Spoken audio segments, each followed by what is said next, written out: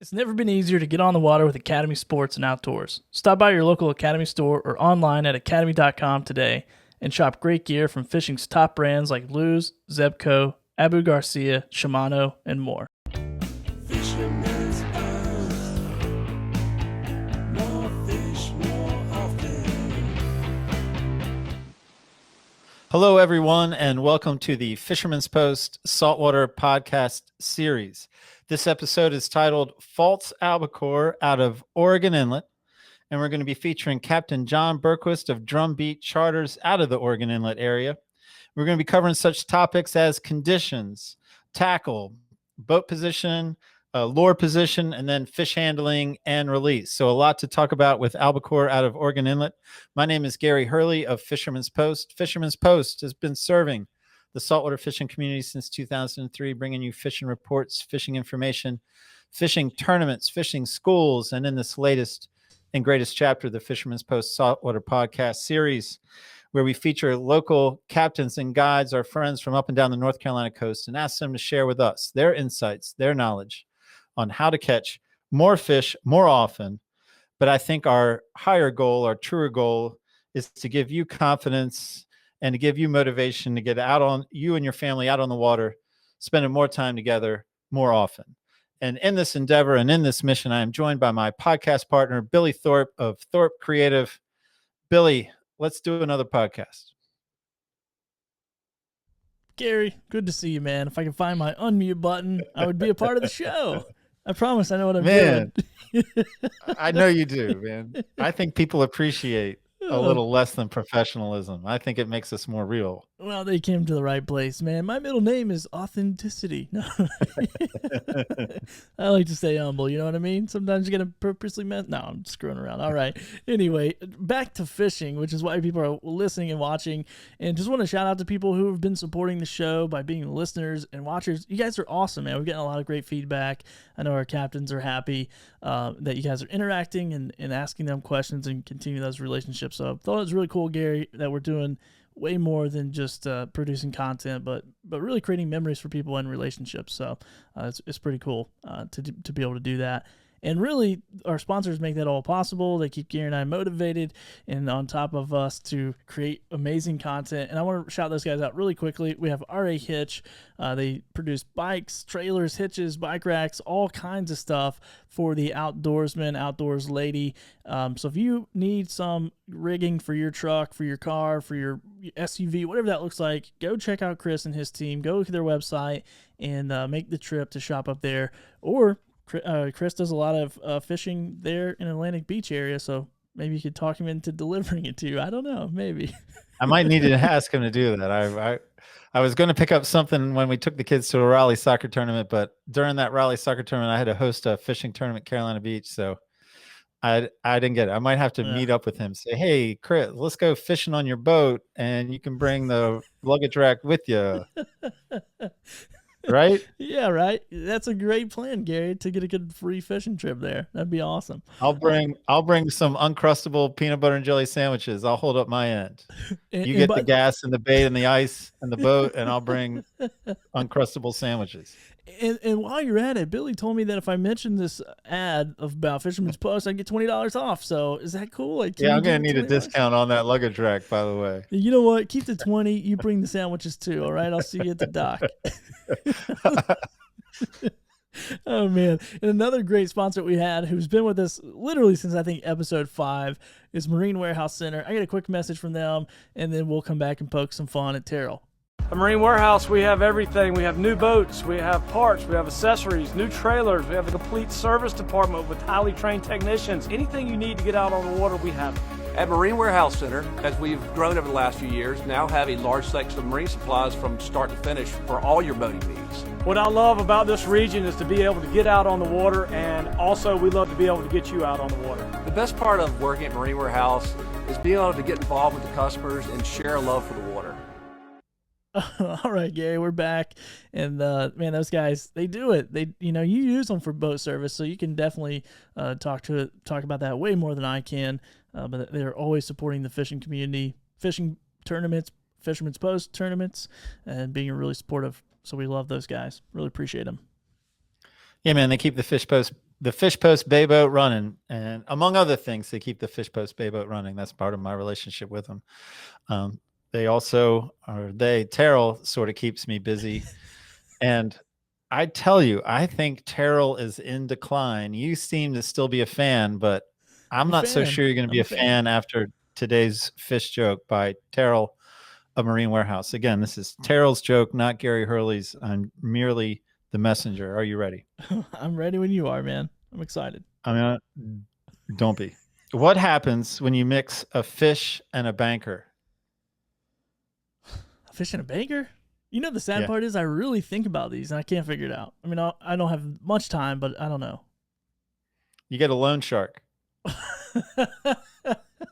I'm just feeling I can't believe extra. You laughed at that. I'm feeling extra giddy. I think it was good. Good job, Terrell. Thumbs up from Billy Thorpe. There you go. All right. I don't know if he needs encouragement, but okay. Oh, goodness. All right, Gary. Let me show. You want to see a fish photo?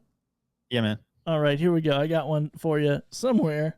I'm missing all the buttons. Here we go. We got Scott Combs of Wilmington with an 8.5-pound triggerfish that fell for a live pinfish. He was fishing 48 miles off of Wrightsville Beach. And I don't know much about triggerfish, but that looks like a pretty good-sized triggerfish. That is a pretty good-sized triggerfish. This is a pretty fish, too, man. Coloration. Yeah. And delicious. Pretty and delicious. Well, it's always good when something is pretty and delicious. That's right? A little bonus, right? Is that your segue to manscaping? That's my segue to manscaping, which I'm going to also bring up a little discount code. If you're watching the podcast, you can use promo code FISHPOST, all caps, FISHPOST, and that will give you 20% off and free shipping at manscaped.com. So if you're a hairy old bugger and you need to trim it up, go over there, get you one of those. I forgot it, Gary. I have one of those lawnmowers, the 4.0 that I shave my face with, and maybe some other stuff, and it works great. It's powerful, does the trick. Shave your face second or save your face first? You know what? I might have made the other mistake. I may have shaved something else first, and then it's like, what's that smell? Oh my God. Hey, I've got our traditional Manscaped quiz. You're pretty fluent in their product, but here it is. I'm going again to slogans. These are slogans. 3 slogans. 2 are actual. 1 is not. Okay. 3 slogans. 2 are actual. 1 is not. Number 1, trimming the hedges makes the tree look bigger. Number 2, it's not just for porn stars anymore. Number 3, it's a whole new balls game. Okay, I think the whole news ball game is real, so I'm going to eliminate that one. I think that one's real. I hope it is. I'm going to go with it's not for porn stars anymore is false, because the other 2 sound like something Manscaped would say. You are 100%. In every quiz I've ever given you, you've gotten a perfect score, a perfect Manscaped score. Yeah, even if they don't choose to use me moving forward to sponsor their product, they should absolutely retain you. Right? Just as a spokesperson, just as a little ad dude. I'll be the guy that just pops up and answers the questions. Anyway, so go to manscaped.com, use FishPost, all caps as a promo code, 20% off and free shipping, and you support the podcast by supporting our sponsors. So go do that and be a part of the Manscaped community as well. All right, Gary, what else we got to take care of here? Man, that's it. I'm going to bring John on, Captain John on, and we are going to talk about albacore. And when we're done, I'm coming back to you for Billy's best takeaway. Billy's best takeaway. I'm going to be ready, Gary. I'm ready for it. All right. Well, man, I am excited to have this conversation. Now I'd like to welcome to the podcast for the first time, Captain John Berquist of Drumbeat Charters out of Oregon Inlet. John, thank you so much for being available, for talking with us today. Hey, guys. Thanks for having me. So we're doing Fall Albacore out of Oregon Inlet. Conditions, tackle, boat lure position, fish handling, release. But as is tradition on the Fish Post podcast, we've got 2 questions for you before we can proceed with the main event. Are you ready for your 2 questions, Captain John? I'm ready. All right. Question number 1, predictably, is why should we listen to anything you have to say about a false albacore? Well, they're my favorite fish to fish for this time of year. If we're not chasing yellowfin tuna on top water, then we're pretty much exclusively fishing for false albacore.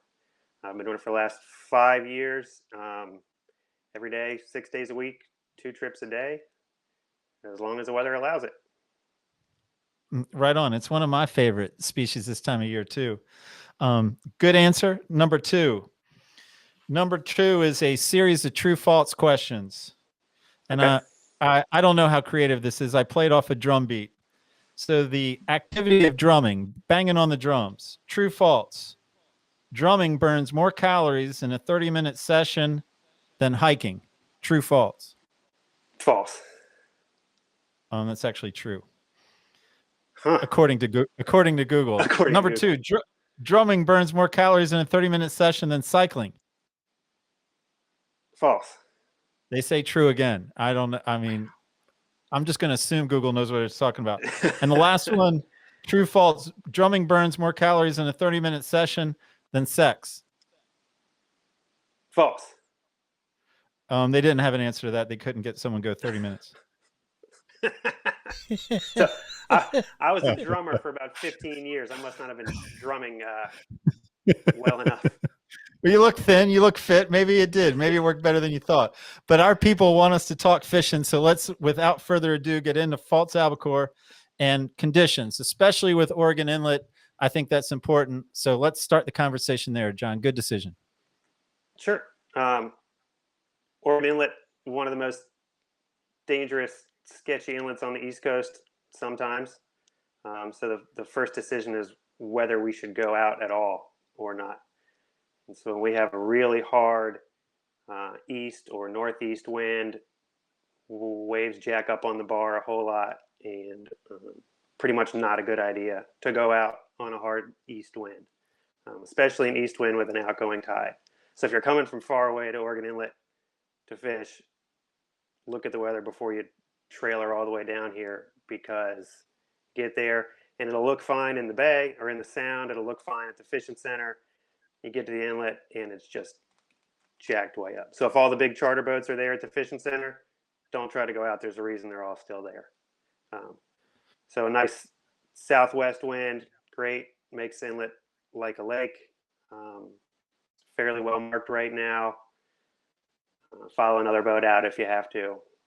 But southwest, straight west, northwest, anything with some west in it will definitely make for a safer and more enjoyable start to your trip.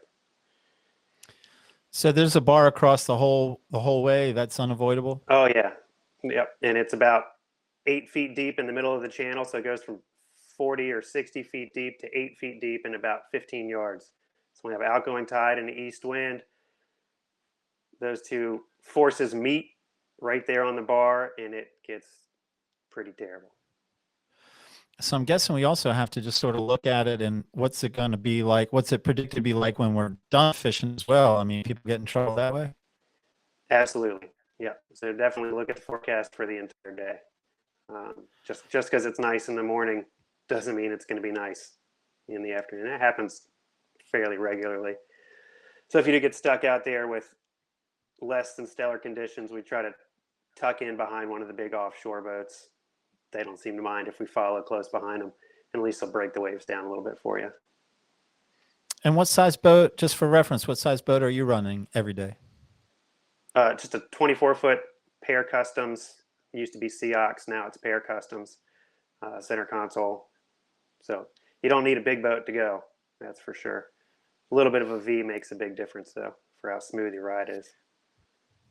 As far as conditions go, like if Oregon Inlet itself isn't a factor, what else are we looking for conditions just to have the best chance of action when it comes to targeting false albacore out of Oregon Inlet?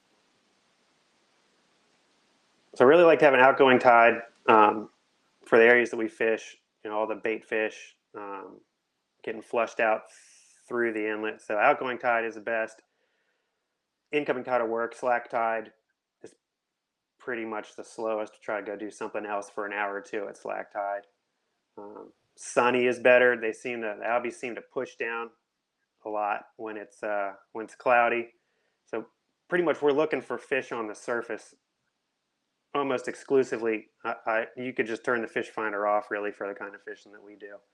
So if they're not busting on the surface, if we can't find them busting on the surface, we're going to go do something else. And if you are, I mean, I guess if you're fishing every day, then you're going with your own intel. And I'm guessing you have guys you're talking to on the regular.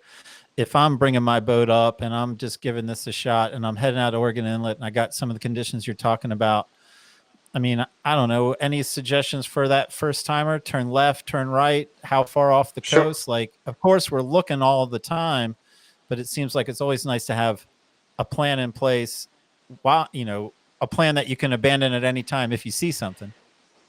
Absolutely. So what I tell people, if they're bringing the boat, go out of the inlet, turn right, south. Once you get to the sea buoy, sort of curl back in towards the beach, run along the beach until you get to the boiler or the new inlet. The boiler is a shipwreck that's sticking out of the water right along the beach, so it's a good landmark. When I say along the beach, I mean 100 yards off the beach. You run really close to the beach right there. A lot of times you'll see them right there at the sea buoy, and we'll make a big loop. So at the boiler or at the new inlet, head east only a mile or two. We pretty much don't fish for them further out than 3 miles. And make a big loop all the way around to the other side of the inlet, to the north side of the inlet, maybe where you see the first houses in Nag's Head, and loop back to the inlet. And that's pretty much it. If I didn't fish the day before, or I don't have buddies that are already out there, usually I leave before everybody else. But if I have buddies that are already out there, then I'll call them. If I don't know anybody out there, I'll make a loop, and usually somewhere in that loop, we'll see them jumping. And we're not looking. I don't usually stop if I see 1 or 2 fish busting the surface. I want to see 100 fish. And this time of year we'll catch them until your arms are tired. So it's not even worth stopping to throw at 1 or 2 fish or 1 bird hitting the water. You want to either see 50 birds hitting the water or the water just boiling with fish. And that's an everyday occurrence this time of year. From the end of August until the beginning of November, that's an everyday thing for us. That's what I was getting ready to ask. At the end of August to the beginning of November, that's an everyday event. Action of that size, of that caliber. That's right. We'll catch them until you tell me you want to go do something else because you're tired of catching them. And it's gotten to the point where we can only have 2 people really casting at the same time. So if you come with 4 people, we'll take turns.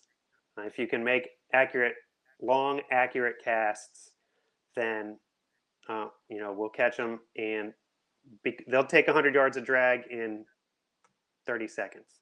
So with 4 people hooked up, it's just a giant mess. So really, we just sort of rotate through and take turns.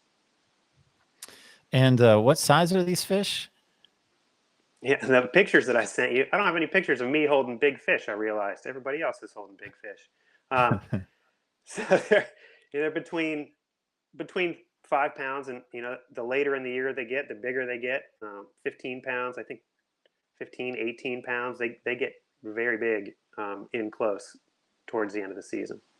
I think the biggest one we caught last year was 19 and a half pounds, and that was the end of October.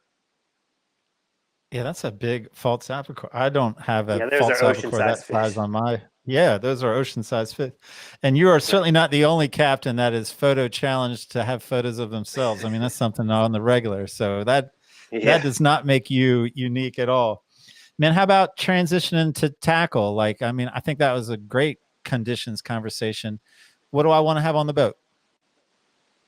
This is a case where you don't really want to cheap out on your tackle. I use my personal setup is a Century 8-foot Weapon Junior, which is probably more than most people that I got from Ryan White in Hatteras at Hatteras Jacks. But for most people, like a St. Croix Avid 7.5-foot medium light rod with a 3,000 size spinning reel. I like to use super light. We try really light too. 15-pound braid with a real long 15-pound fluorocarbon leader, maybe a 20-pound fluorocarbon leader. Fluorocarbon's important. We're fishing in fairly clear water. Their eyesight is great, and they're the spookiest fish. It's like sometimes it feels like you're fishing for bonefish. It'll drive you crazy making 200 casts to figure out what those fish are keyed in on. But yeah, any decent reel, you don't want to use a super cheap reel because I've literally melted the top of the drag spool into the top of the drag washers into the spool from them taking so much drag so fast. So you don't want to cheap out on your gear too much. When you say a really long fluoro leader, 15-pound or 20-pound, and what's Like three really long feet. to you? Okay. 3 feet is long to me. Yeah. Just enough so that you can cut your lure off 3 or 4 times, 5 or 6 times without having to retie a leader and still have plenty of fluoro there. Also, I don't net these fish. We'll talk about that in a little bit, but I don't net these fish. I don't even carry a net on the boat. So you don't want to grab braid when you're going to leader that fish. Obviously you want to avoid grabbing the braid because that fish will dive sometimes and then cut your fingers pretty bad. Is this the part of the conversation where you're going to tell me about lure selection? I know we're talking about lure positioning next, but is tackle when you're going to tell me what you like to throw at them? Yeah, absolutely. So I brought a few examples too. I've pretty much 3 lures that we rotate through. You can see this here. So it's Albie Snacks. These are Albie Snacks made by Fish Snacks Lures. It's pretty much like a bass fluke rig. It's an unweighted lure. It's going on these Mustad Kevin Van Dam 3/0 grip pin hooks. So you can see right here, there's this tiny little pin, and that pin holds the lure nice and straight right there. It's really important to have that lure perfectly straight when you cast it. While it's an unweighted lure, this thing will cast a mile if you use one of those light tackle rigs like I was talking about. And when you cast this out, you want to, as soon as this lure hits the water, close the bail with your fingers and reel as fast as you can. The thing should be skipping out of the water. And this is a great lure to use for people who aren't great anglers because it's like the crazier you reel it, the more it's bouncing through the water, the crazier you reel it, the more you move the rod tip around, it seems like the better strike you get. So then the second one that we use. Let me ask a follow-up question on that. So the one you held up was pink. I'm going to tell that because some people might be listening to the podcast instead of watching the podcast. Oh, sure. Is pink the favorite? Do you make a point to have a couple of colors? Is that important? Yeah, I do have a couple colors. Pink pretty much is what we throw 80% of the time. They make an amber also. That's on this side here. They make amber, and they just started making a lemon meringue, a yellow one, which has worked pretty well too. But you'll see as I'm holding up these lures, pink is pretty much what I throw. Pink and yellow, pink and chartreuse, pretty much what I'm throwing 95% of the time. If I were to ask you to play a guessing game, any idea why pink works so well with them? I have no idea. Yeah, I set that up by saying a guessing game. I didn't want to put you in an odd. All right, well, let's keep going. I want to see option number 2. They're on these red worms. Sometimes we get at the tide line. We'll see a bunch of the red worms, and they'll be mixed in with that. I don't know if that has anything to do with it or not, or if it's just a silhouette that they like. But the thing that I like about throwing these Albie Snacks lures is sort of a side note, but this time of year, especially in October, we have a lot of chicken-sized dolphin that move in very close to the beach. We catch them off the piers occasionally out of kayaks, but we really catch them very regularly. And these Albie Snacks lures will draw the most fun mahi-mahi bites while we're albacore fishing. So if there's 2 people fishing, one person is always throwing this lure, even if it's not getting bites. One person is stuck throwing this Albie Snacks lure the entire trip. I like it. I like it. So then the next one we use is a Hoagie epoxy jig. Sting silver will work. I like these Hoagie epoxy jigs. They cast really far. They're kind of clear. Again, this one's pink. I think this one's electric chicken, so it's pink with a green belly. We release 90% of the false albacore that we catch, 95% of the false albacore we catch. We'll keep one if we're drum fishing that night. False albacore makes great drum bait. So I'll keep one for bait, but really we try to release all of them. So I take the treble hook off of the hoagie jig or the Sting Silver and put on an inline 1/0 jig hook. And I don't feel like we miss any fish at all. The hookup ratio I don't think is any different. If you use the proper hook, these are VMC, extra strong, large ring hooks. As you can see, let's say $3.99. They're inexpensive, and it's so much easier to get those hooks out of the fish's mouth. In fact, we'll bend the barbs down on them a lot of times too, just because we're releasing all of these fish. We can talk about that more when we get to fish handling. And the last thing that we use is any of these little topwater kind of stick baits. These are strategic angler stick baits, but they're 3 inches, 3.5 inches. They cast nice and far. Again, they have singles on them. These are made in North Carolina, so we like to support local lure companies. But I've got a ton of these different. These are nice. Again, the dolphin will eat, the mahi will eat these too, and we throw those also. So pretty much the other person is rotating back and forth between the hoagie epoxy jigs and the strategic angler, any of the strategic angler lures in the 3 to 4 inch size. But again, one person's always stuck throwing these soft plastics. So a couple of follow-ups. So the Sting Silver lure, what is that? Is that a 3 inch? Is that 4 inch? And how heavy? Again, we have some people that are listening. And it's a 3 inch 7/8 ounce is the one that I like the best. And so I buy them, I don't know, 40 at a time or something. Our local tackle shops don't sell them. In fact, our local tackle shops don't sell Albie snacks either. So if you're in the Outer Banks area, start bugging the guys at the tackle shops to sell them so I don't have to order them like this. So these are all things that I have to order, unfortunately. But everybody sells Sting Silvers, and the Sting Silvers will work in place of the epoxy jigs, no problem. And then those top baits, do they come single hook, or do you rig those out single hook as well? No, they come with no hooks. Cheap. Yeah, they come with no hooks. We believe it or not, we use these for yellowfin tuna also.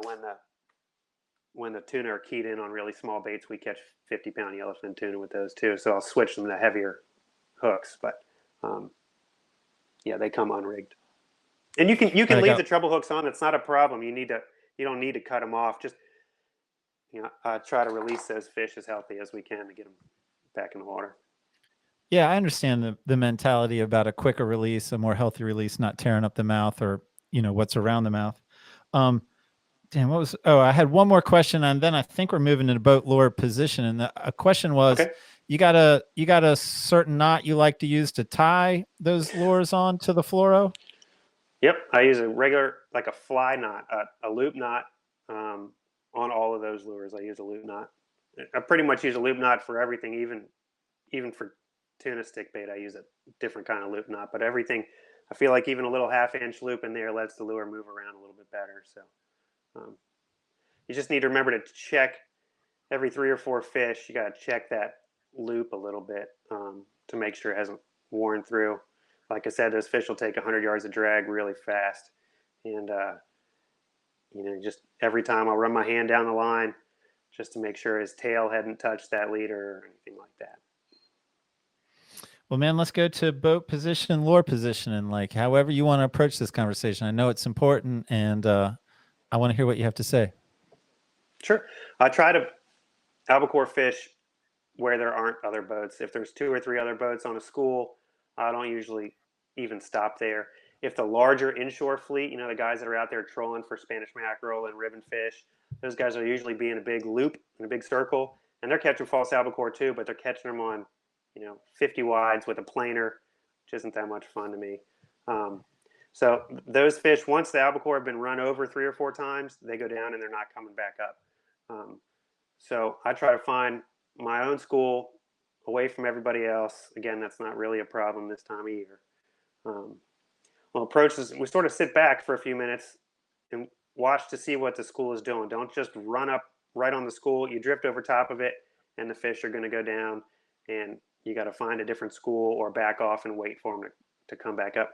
The reason they're busting out of the water like that is they're rounding up bait balls, and they're pushing the bait balls from down deep. You can watch them on the depth finder, pushing the bait balls from down deep up and up and up and up until the bait has nowhere else to go. And that's when you see the fish jumping out of the water. That's why you see the birds around picking up all the scraps. So you sit back, watch to see what the fish are doing, watch to see if it's one school, if it's two schools, and we sort of approach so that they'll cross in front of us. If I see they're moving right to left, we'll go off to the left a little bit. Sometimes I turn the boat off, sometimes I don't turn the boat off. I'm usually in the tower when the guys down low are fishing, so I can see a little bit better. Everybody on the boat, it's everybody's job to look for fish. So, cell phones are being put down and everybody's looking out in different directions. I can't look in every direction at once. So we'll see the fish, pull up in front of where they're going, and then you need to be able to make a long, accurate cast. So I'll tell a story I had last year. I had these kids on the boat whose dad was a professional bass angler. And these kids, there's 2 8-year-olds and a 12-year-old. And I had an 8-year-old in the tower with me and an 8-year-old on the front of the boat, and a 12-year-old on the front of the boat. And all 3 of these kids could hit the size of a paint can at 30 yards into the wind with an unweighted lure every single cast. It was incredible. I could say 3 o'clock, 20 yards, and instantly all 3 of those lines were in the exact right spot. And when you can cast well like that, you're going to get bites. If you throw these heavy epoxy jigs into the middle of the school, half the time you're going to spook that school and they're going to go down. So we try to cast as far as you can every cast. That way, by the time you get the slack out of the line and you get the lure moving through the water the way it needs to be, then you're in the school. Instead of just casting right at the school, then you close the bail, then you start reeling, and by those 2 or 3 seconds, your lure has sunk out of the strike zone. So round the edges of the school, as far as you can, every single cast.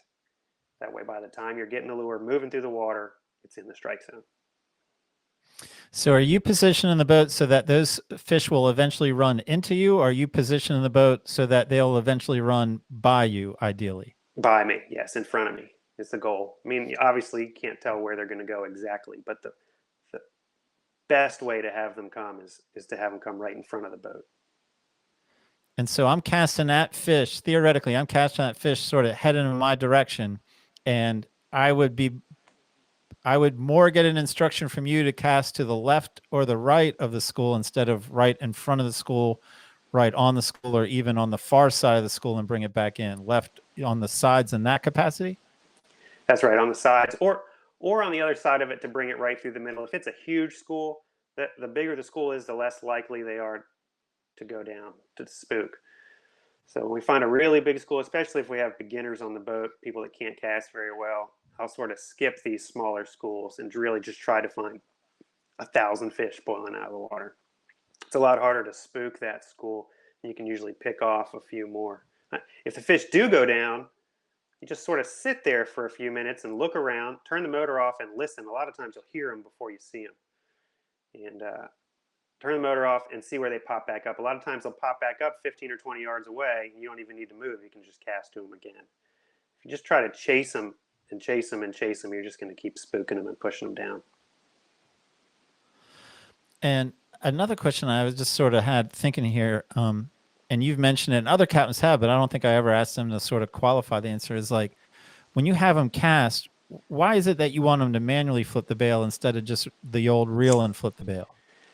Because that little mechanism that trips the bail is just a little piece of plastic. And so when I take 220, 230 charters a year and everybody's turning that handle, that's the first thing that's going to wear out on these reels.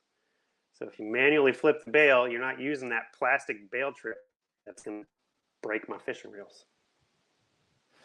And if these fish are on the surface, the instructions are pretty steadfast. Reel in as fast as you can. Yeah, that's all I tell people all day. Reel faster, reel faster. And you're using small reels.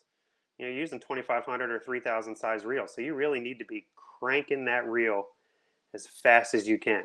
Something we didn't talk about when we were talking about the epoxy jigs or the sting silvers. It's best to point that rod tip almost exactly at that lure and try to keep the rod tip still while you're cranking, as opposed to the Albi snacks, the plastic ones, where it doesn't matter what you're doing with the rod tip because you want it like that. But this one, the jigs, you really want to try to keep the rod tip still and reel as fast as you can. If not, this lure will spin all around and it doesn't work quite as well. So it has an unnatural action if you let the tip Mhm. move too much.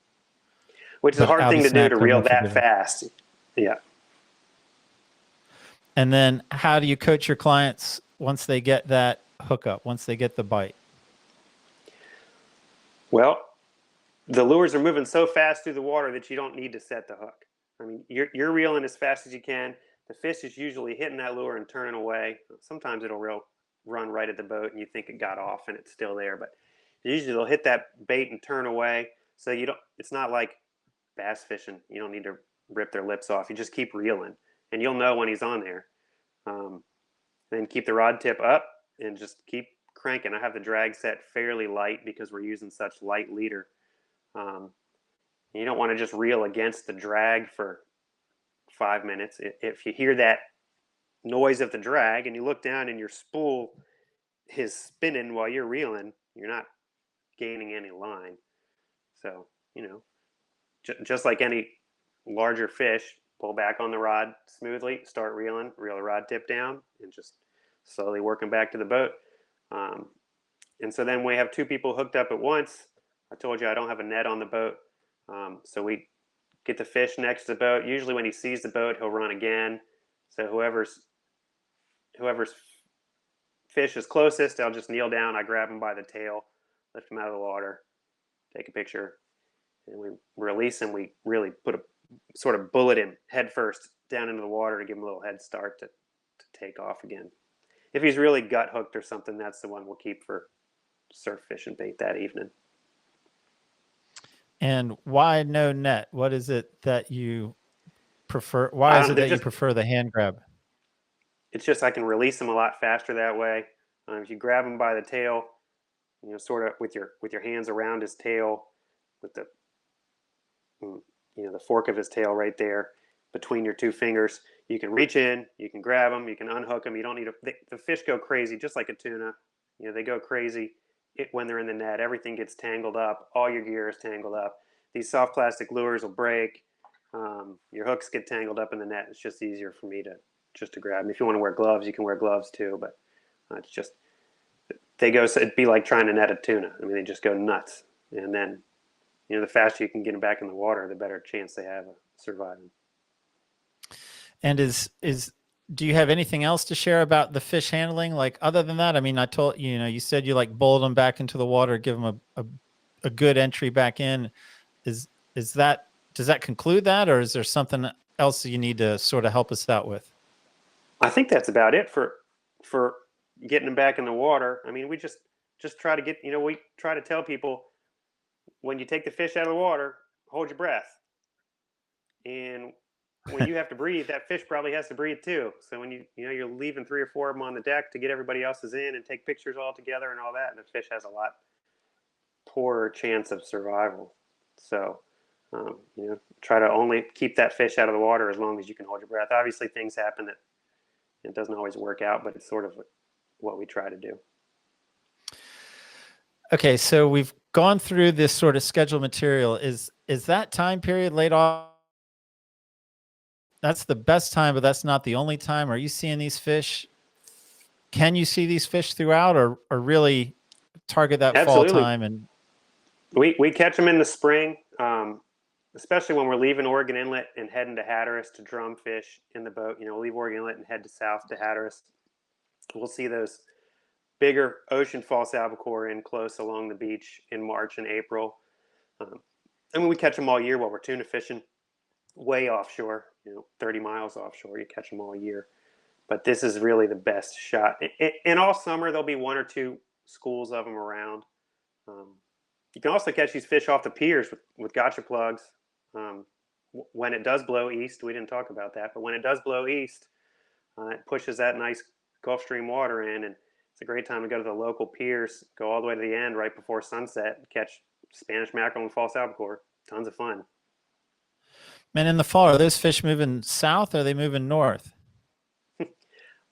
I heard you ask that question on the last false albacore podcast, so I was ready for that. I don't remember. So he said that he thought that they were going south, and I do agree they're probably going south, but I think a lot of them are coming in also. I think they're moving in from offshore because it's the same size fish that we're catching offshore 2 months ago. So I believe those fish are moving in, whatever they're eating, following it closer to the beach. I didn't remember that I asked Andy that question. That's why I'm good. Again, I would say that's part of why I'm good at this job, Yeah. not bad at this job. Man, this has been a great conversation. If this is the end of our conversation about false albacore, I'm content. But before we say it's the end, I just want to put it back to you, John. Anything I haven't set you up to say, anything else left to share, anything along what to avoid, what to make sure you're doing? We'll take any final thoughts you got. You just want to be courteous to the other anglers that are out there. You don't want to run up on somebody's school when you see one or two boats catching fish. If you run up to that school of fish, chances are you're going to push them down, or you're going to end up in the middle of somebody's drift. There are plenty of these fish out there. Also, they're terrible to eat, so you don't need to keep more than you're going to use for bait for a day or two. I see some pictures of people keeping a dock full of false albacore because there's no limit, but they're absolutely disgusting to eat. They're dark red, bloody. So I don't know why people keep as many as they do, but if somebody thinks I'm wrong about that, please tell me. I'd be happy to try a recipe for them, but we haven't found a good way to cook them yet. So I think that's all I have. Someone's going to reach out like they already did after that other one. And you better hold your word, John Berquist, and try that recipe. I will. Because I'm not going to try it. I'm just going to say, whatever, you can have it, whatever. Yeah. Disgusting. Hey, one last question. I just feel like my listeners, viewers like specifics. And, so when you're cruising around, you've made that right turn and you're making a big loop looking for fish. Man, are you going fast? You're on plane? Like, what's your preference for how fast to be going when you're in search mode? Yeah, we're going pretty fast because the schools are that we're looking for are so large this time of year. And it's so easy to see those fish. And I do have a tower, and I spend most of my time in the tower, which makes it a little bit easier to see. I guess if you have a good pair of binoculars, you could stop, scan an area, and move again. But really, once you realize what you're looking for, it's not difficult to find them. And I know that you guys have great false albacore fishing in the fall down your way. In fact, I used to take my boat to Atlantic Beach in October and false albacore fish down there. We do a little fly fishing for them also, but there are people here who are much better at that than I am. So I just refer that business out. But once I learned that those fish are great here in my backyard and so easy to find, just run around, I don't know, 20 miles an hour or something, wherever you're comfortable, and have everybody in the boat looking in different directions. Hey, since you're a first-time guest on the podcast, let's finish with give us a little bit more about Drumbeat Charters. Tell us, walk us through the fishing calendar, where you are in the spring, summer, and fall, and what you're targeting. Sure. We usually start March, end of February, beginning of March, vertical jigging for blackfin tuna and Hatteras.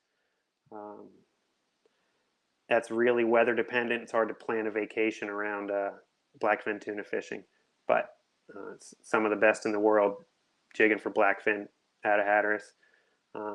Into April, beginning of May, we're sight fishing for large red drum.